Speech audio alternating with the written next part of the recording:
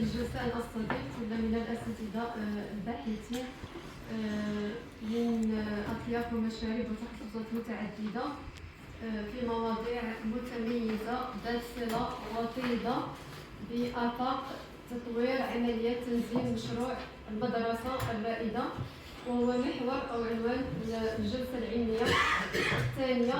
فمرحبا بجميع المتدخلات والمتدخلين. هناك تغيير طفيف في البرنامج.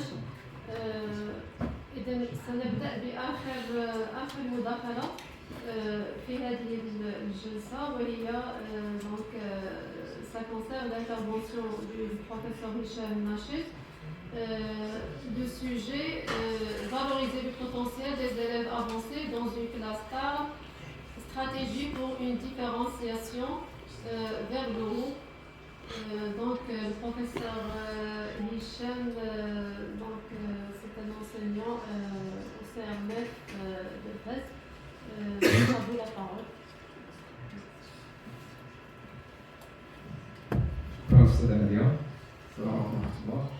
Bon, le thème de cette intervention, c'est de valoriser le potentiel des élèves avancés dans une classe A. Une stratégie pour une différenciation de l'eau. Le premier point qu'on doit discuter, c'est la différenciation de l'eau. C'est une idée empruntée du domaine du marketing. Ce n'est pas une idée ou un terme dans le jargon de pédagogie didactique.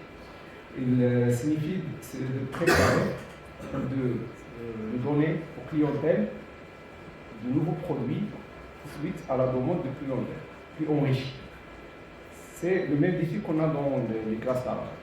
Puisqu'on a des élèves avancés, on se concentre normalement, après l'intervention de M. Laqal, on se concentre sur les élèves en difficulté.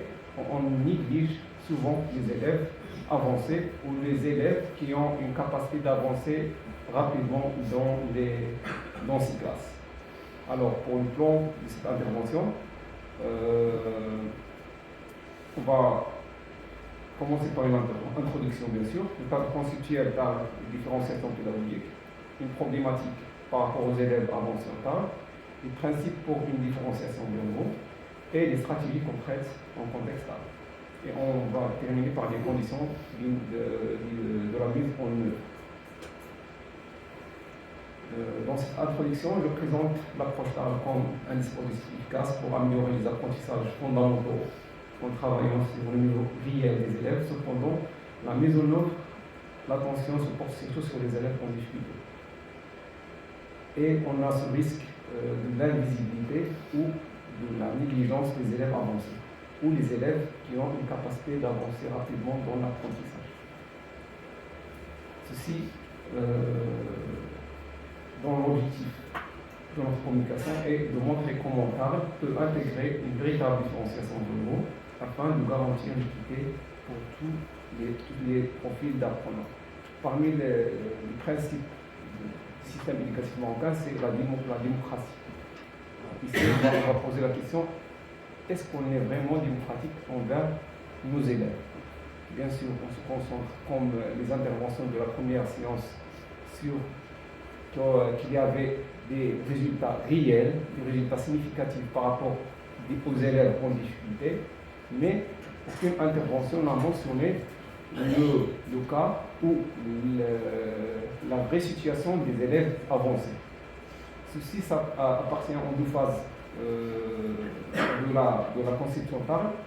Premièrement, par rapport à la première phase et surtout dans la deuxième phase de l'enseignement explicite.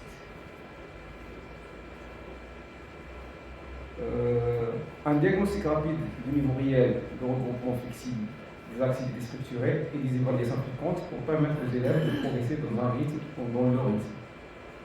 Plusieurs études internationales ont confirmé l'impact positif de cette approche, notamment dans les contextes où l'apprentissage fondamental sont faibles, comme le cas du Maroc. En se basant sur la compréhension de comment TARL peut s'élargir pour inclure aussi les élèves avancés. la première intervention concernant la philosophie TARL a montré qu'il y a des cours de la vie scolaire, des activités de la vie scolaire, et que ces activités sont négligées à ce moment, faute au problème, aux erreurs de temps, et aussi du matériel, mais surtout aussi de la formation des enseignants. Lorsqu'on a posé les questions directement aux enseignants du primaire, quelles sont les difficultés rencontrées, c'est surtout leur difficulté de temps alloué à cette pédagogie. Alors, la logique de la différenciation pédagogique vise à adapter le contenu des processus de production en fonction du profil des élèves. Avancer après rapidement pose des questions complexes et on a besoin d'un niveau de défi supérieur. Parce qu'on est vraiment dans la possibilité d'offrir à nos élèves des défis plus supérieurs pour, comme on dit, de respecter leur trajectoire d'apprentissage. Sans différenciation, il risque l'ennui, la sous-stimulation. Cette section montre pourquoi il est essentiel de tenir compte de leur rythme dans les classes. Après,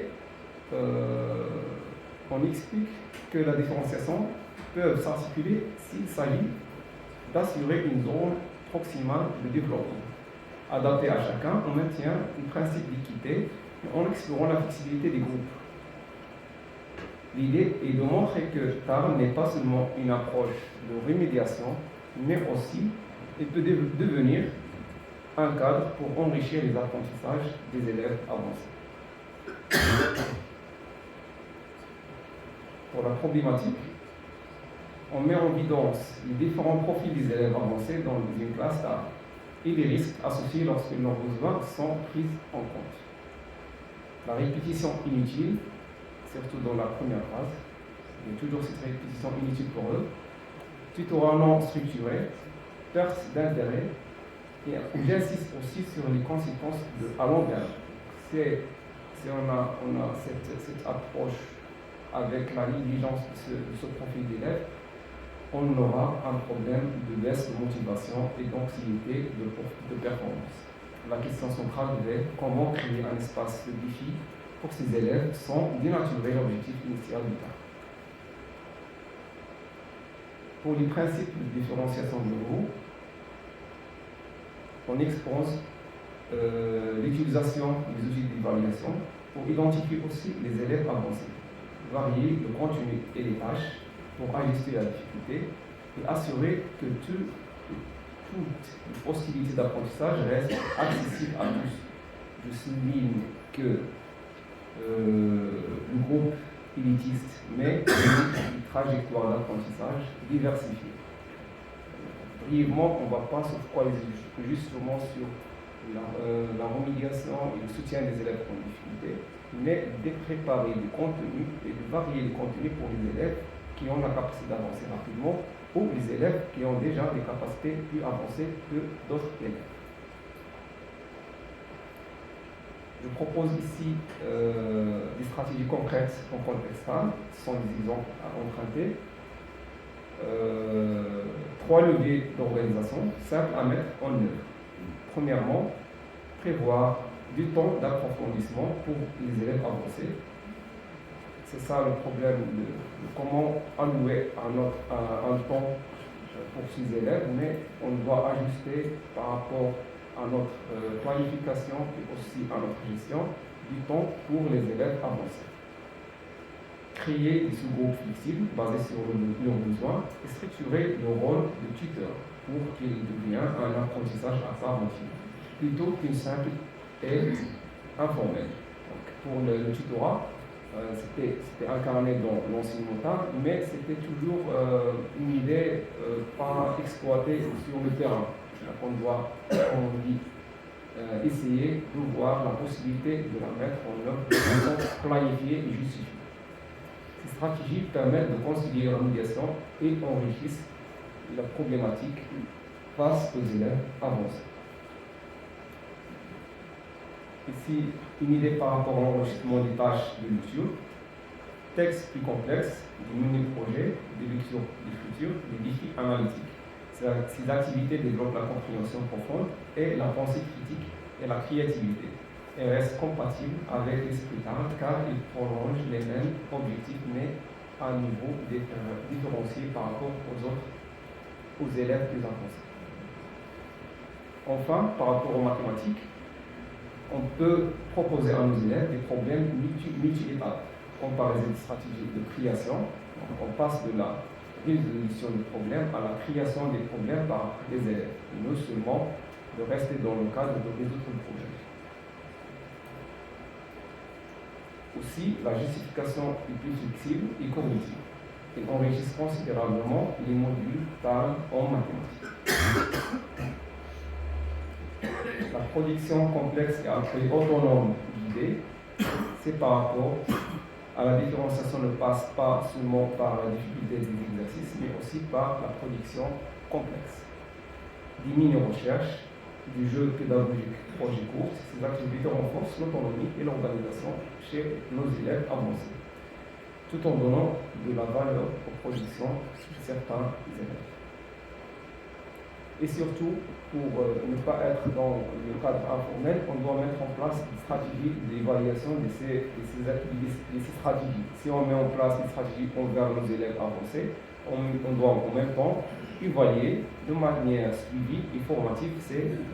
On insiste sur la nécessité d'un suivi rigoureux d'une trajectoire d'apprentissage des élèves. Les évaluations formatives doivent servir non seulement à vérifier les acquis de base, mais aussi à observer les dimensions les plus avancées chez les élèves avancés, comme la résolution de problèmes, l'autonomie et la capacité à expliquer les stratégies. Ceci permet d'ajuster les défis au fur et à mesure. Voici quelques conditions de mise en œuvre en contexte à faible ressource. Dans cette partie, on explique la stratégie de différenciation de l'eau reste faisable même dans les contextes à faible ressource. On a aujourd'hui certainement ce problème de ressources, surtout par rapport au matériel alloué à cette pédagogie. Cela repose sur 3 conditions. Accompagnement des enseignants avec des exemples concrets. Utilisation des supports simples mais modulables. On peut avoir des produits, des outils, des supports limités, mais on doit mettre en place des outils modulables, c'est-à-dire utilisables dans différents contextes. Je montre que l'équité ambitieuse ne dépend pas uniquement des moyens, mais surtout de l'organisation pédagogique.